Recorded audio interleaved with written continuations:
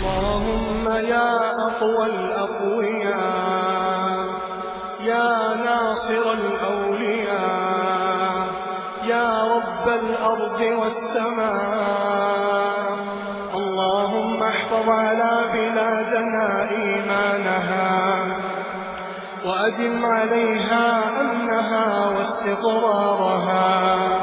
اللهم اكفها شر من به شر عليها، اللهم انصر رجال أمننا على الحوثيين المعتدين، اللهم انصر رجال أمننا على الحوثيين المعتدين، اللهم عليك بالمتسللين من الحوثيين، اللهم عليك بهم فإنهم لا يعجزونك، اللهم إنهم قد أفسدوا في بلادهم وآذوا في بلادنا